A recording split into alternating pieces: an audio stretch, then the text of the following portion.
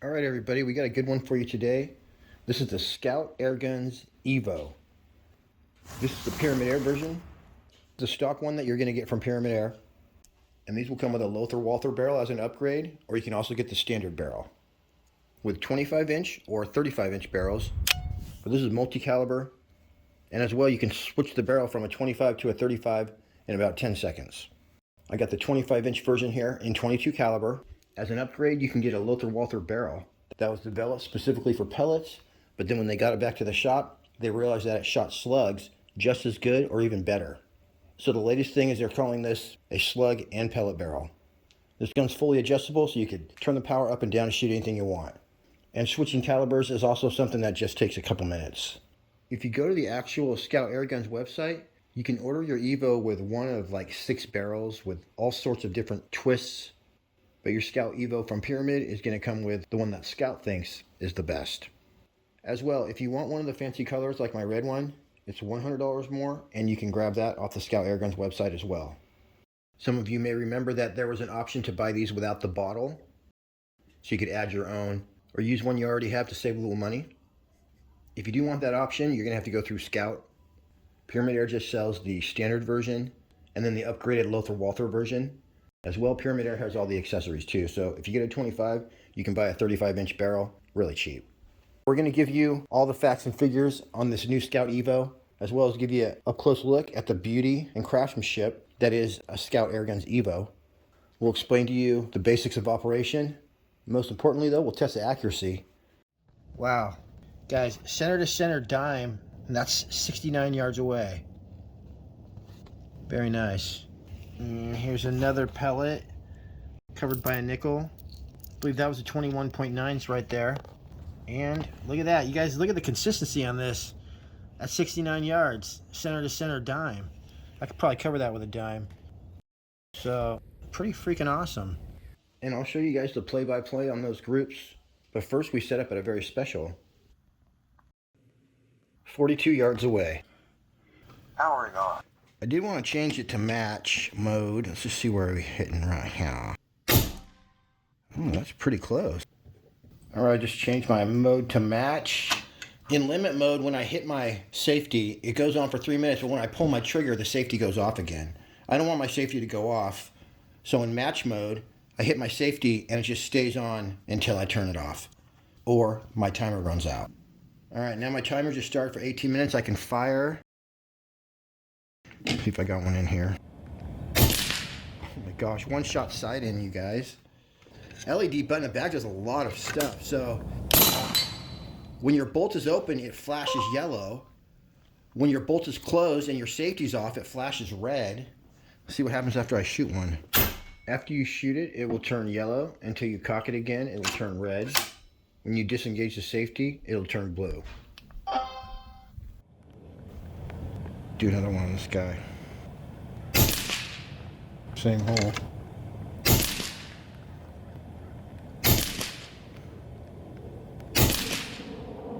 Well, you guys, that's first number 5 through 10, I believe, out of this gun. No tuning, and those are not even magic pellets. Those were the FX, which were not particularly recommended. See if we can do the same thing with the redesigns. Different point of impact, but we'll just shoot a group.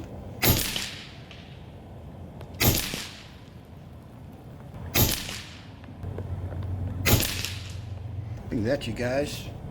Alright, now let's try the AEA. Don't get worried.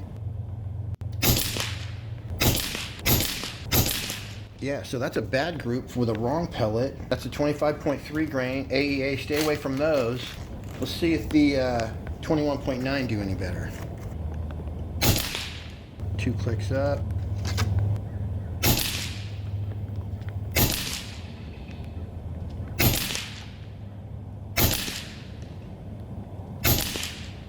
Wow, so I would actually say it likes these 22 grains right here, so.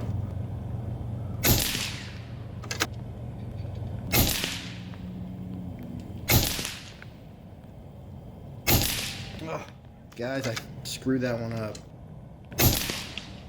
Darn it, that was my bad.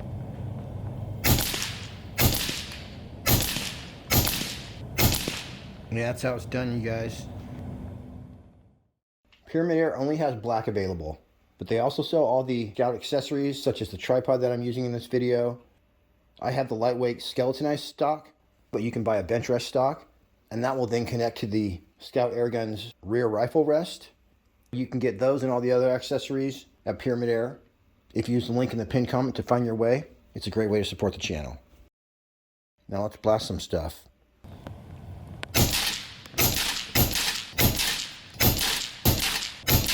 Oh yeah, baby. Oh, little guy. There you are. Hello. Thanks for showing up there, buddy. That's a Know Your Limits steel target that I made myself. It's auto reset mechanically. We got a lot more shooting, but first I want to show you some more about the Evo. All right, let's see here. Woohoo! If you go to SKOUT Airgun's website, you'll find a general usage guide for the Evo in PDF, and that's your manual. So I'm going to go over some of the more interesting points that I found in the manual. There's also another guide called the service guide, and then I'll tell you how to service your rifle. This works basically like the Epoch.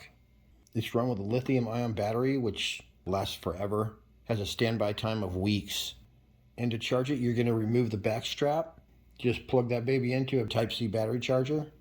And then your on button is going to be red when it's charging. It'll turn green when it's full. And during normal operation, it's going to be blue. So there's three main factors that control the Evo. And that's your high pressure regulator. Your high pressure setting directly affects your velocity, and it represents your air pressure after it's regulated. Your high pressure regulator gauge has a range of 0 to 3,000 psi. On the other side, you're going to find your low pressure regulator. Your low pressure regulator is responsible for opening and closing the valve. The low pressure regulator gauge has a range of 0 to 300 psi. Near your bottle in the front, you're going to find your high pressure source gauge. And when your tank valve is open, that gauge is going to indicate your air pressure before it's regulated. Basically the pressure in your tank. And that gauge has a range of 0 to 6,000 psi. The max fill on this is 300 bar, or about 4,600 psi. The third parameter that you'll use when you're tuning your Evo or your Epoch is the dwell time. So your dwell time, I'll explain further in a different video, but it's going to come set at 26, and you're going to want to set it anywhere between 16 and about 28. So when it comes time to tune your Evo, there's going to be a chart in your manual that tells all the base regulator settings. So you can pick out any caliber from 177 all the way up to 3.5 caliber. And so let's just say for the 22 right here, my JSB Monsters, which are 25.39 grain 22s, if I want those going 888 feet per second, which is 45 foot-pounds, it says here I'm going to want to set my high pressure regulator to 1265 and my low pressure regulator at 125. So it's as easy as that. You start there, and then your low pressure regulator is going to stay. Your high pressure regulator, you would move it up and down just to fine tune your velocity. So say you wanted to go 890, boom. Get that going just right, and then you'll go down to your dwell time, and with a target at 50 yards, you'll start at 16, do a 5-shot group, go to 18, do a 5-shot group, and pop it up 2 points every 5-shot group, and you're just looking for the one that tightens up a little bit. And that's going to be your optimum dwell setting. So it's actually very easy to tune this baby. Looks like the barrel secures exactly like the Epoch, but we will go over the special new indexing system. As well, they offer bull barrels for these now. So if you want to learn about specialty barrels, just check out the SKOUT Airguns website and you can give them a call. This has a fully adjustable trigger. So your manual will tell you you got 5 different points of adjustment. And that is pretty much it. Cool. All right, let's see here. Woohoo! 977 on that one. So they said between 950 and 970, so that's going to be a viable option right there. All right, now we're going to do the AEA 25.3 grain. 923. All right.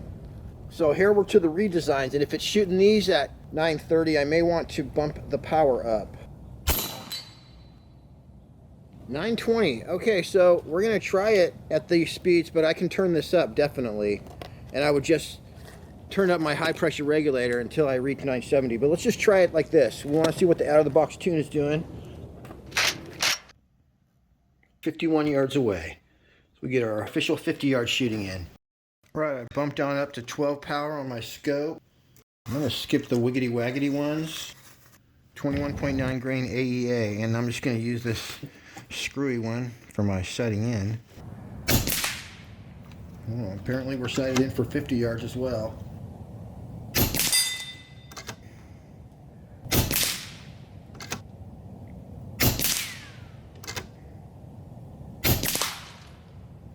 I bounced up and hit a can in the back at 77 yards. Alright, you guys, I'm not even going to test the rest of the pellets because we know it's going to do the same thing with all the rest of the pellets. So, shooting perfect at 50. Let's just do some trick shottery at 77 yards. So let me put my parallax on 77. Alright, we're going to nail that dude right there. Oh man. Holding over. Holy crap, did you guys see that?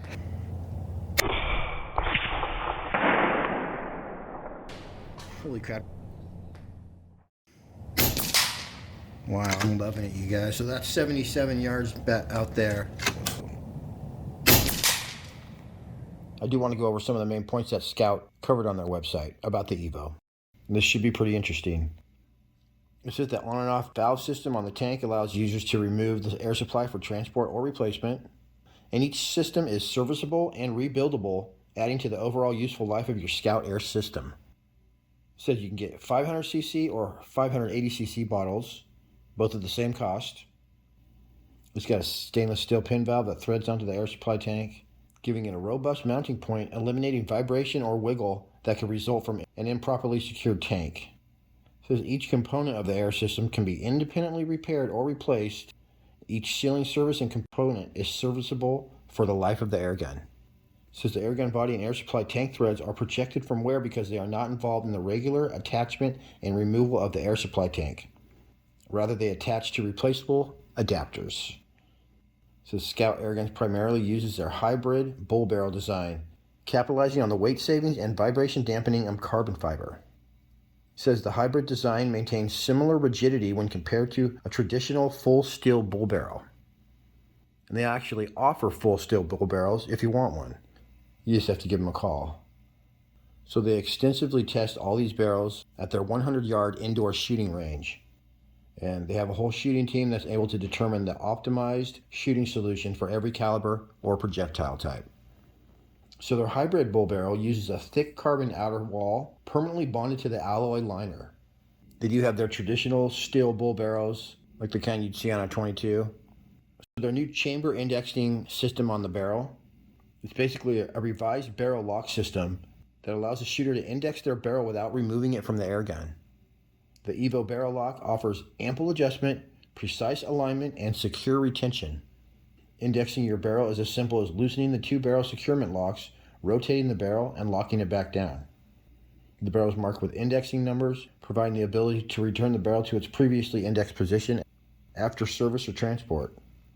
It says if you don't choose to utilize the indexing feature, no additional steps are required to secure the barrel when compared to taking advantage of the indexing function. A feature with no drawbacks. Enthusiasts can retain a simple removal and installation, while the serious shooter gains a ballistic advantage. It says it should be noted that the steel bull barrels are designed with a fixed orientation and cannot be indexed. Just says some different things about how quick you can change it. Every standard barrel is capable of sub-MOA shots at 100 yards with any caliber. It says the vast majority of air rifle shooters will be amazed by what is possible with our standard barrels and may never choose to upgrade. But apparently there's a bunch of different barrels you can get. It says, however, they understand that competitive shooters and discerning enthusiasts will always want that final decimal of precision. And because of this, they're proud to offer a limited selection of upgraded barrels for the EVO and Epoch rifles. So they have this new skeletonized shoulder rest called the SSR that's equipped on the EVO, but you can switch it out for your Benchrest stock anytime. Solid aluminum construction is carved from a single chunk of billet aluminum, and it's finished with a hard anodized surface, not paint. The shoulder rest looks and handles great. I would agree with that. You can switch that out for the Benchrest chassis on the Epoch or EVO, and that allows for a variety of adjustments, including total length of pull, shoulder pad height, cheek pad elevation. The Scout Benchrest chassis, or BRC, Has a plethora of additional mounts for rear rests. Oh, yes. You have a plethora. Weights, aftermarket pads, and other major industry rear shooting aids. All right, we are at the 70-yard mark, and we got some nice big bullseyes and some medium-sized ones. Let's see what we can do. At this point, I had already sighted in. Look at that, you guys nailing it, 70 yards.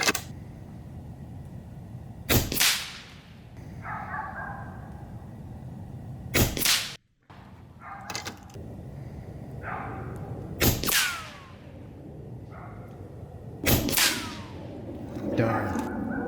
All right, let's do an official group. These are the redesigns.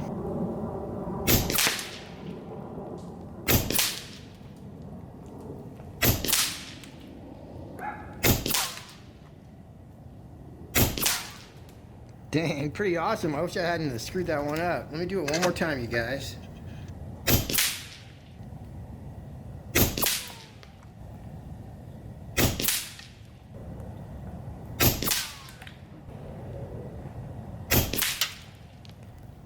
Pretty nice. They're all touching. It has gotten a little bit windy. All right, let's do an official group with a 21.9 grain AEA.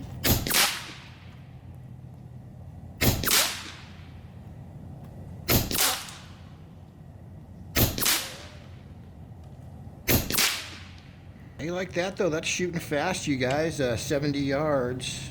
So I kept shooting groups and I kept getting 70-yard groups that were covered by a nickel, center to center, covered by a dime. And this is with no practice, you guys, so this Evo out of the box is definitely an amazing gun. It says the Benchrest chassis is good for data-driven shooters because it helps with repeatability. Enthusiasts shooting from a fixed position, or shooters looking to maximize long-range accuracy. It says the super tough anodized aluminum finishes are a chemical process that makes the surface of the aluminum harder, more scratch resistant, and also allows them to impart color into the surface of the component. Unlike paint, hydrodip, or Cerakote, anodizing is part of the surface of the material. So it comes in a variety of colors. Also says SKOUT Airguns has partnered with Plano to bring you a custom rigid storage case made in the USA. And it will fit your Scout with the optics on there, plus your accessories. Super high quality. It's got 4 heavy duty latches, pressure relief valve, and all that good stuff. The new screen on the Evo has exactly the same choices as the Epoch menu, but it utilizes a high resolution, full color, sunlight visible screen. It says SKOUT believes in right to repair and can provide replacement and repair parts for users who choose to service or repair their own equipment.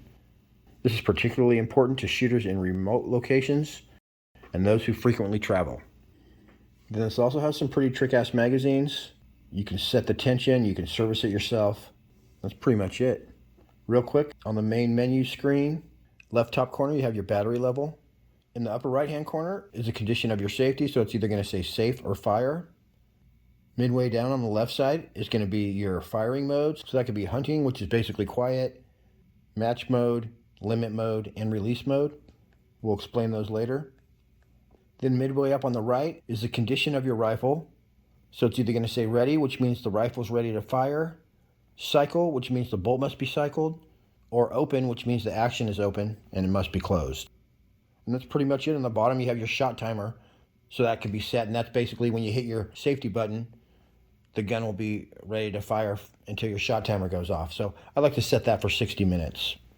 And then to get into the programming menu, you turn the rifle off, open the bolt, then you hold down the power button and the safety button at the same time. It'll start into programming mode. Powering on. And that's pretty simple as well. You just have selections for your firing mode, your fire timer, your dwell time, breech bypass, speaker volume, and screen brightness. And there are actually 2 more pages of options, but we'll go over those in the next video. Fire. Timer.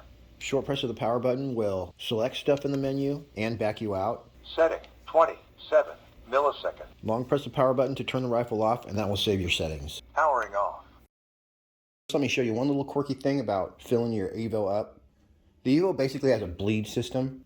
So when you're storing your Evo for more than a few days, you can go ahead and bleed the air out of the body of the gun. The air in the tank will still be there. All right, you guys, so that's close right there, you guys. It's very easy to turn. Now, if I go to here, it's easy to turn as well. That's the bleed position. It's just going to take the air out of the body of my gun, leave the air in my tank. Now, if I want it to the open position, it's a little harder to turn. So I just aired my gun up. So probably do that slowly. That's the pressure in my tank. So I can go ahead and pop that off to 4,500 PSI. Oh my gosh, look at these turkeys. They're all wearing hats. One of them has a gun. Thank God I have my Evo today. All right.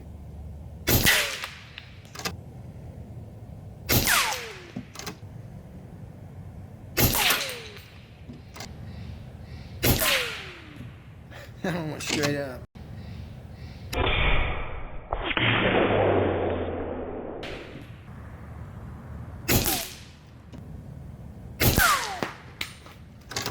That one went 2 or 3 different directions.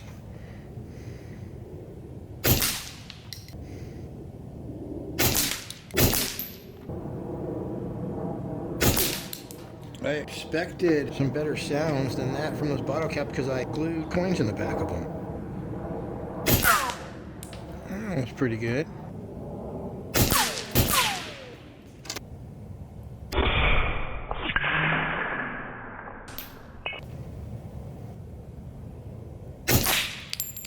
Look at that, I took a silencer with it. Solved 2 problems with 1 shot. Ooh, there's one.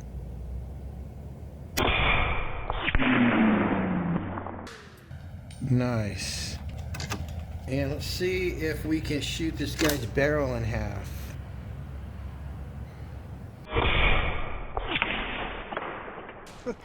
That was badass. So I will go ahead and get rid of the rest of that weapon.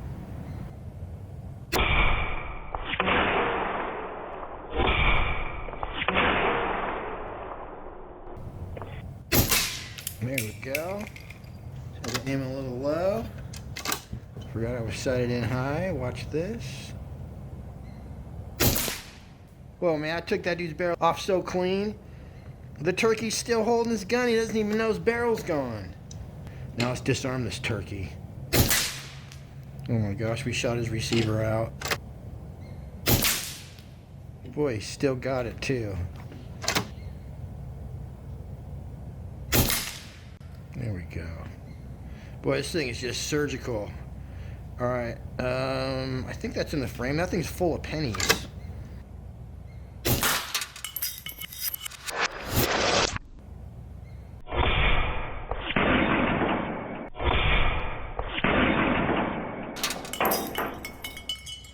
Nice. Oh, we got one more.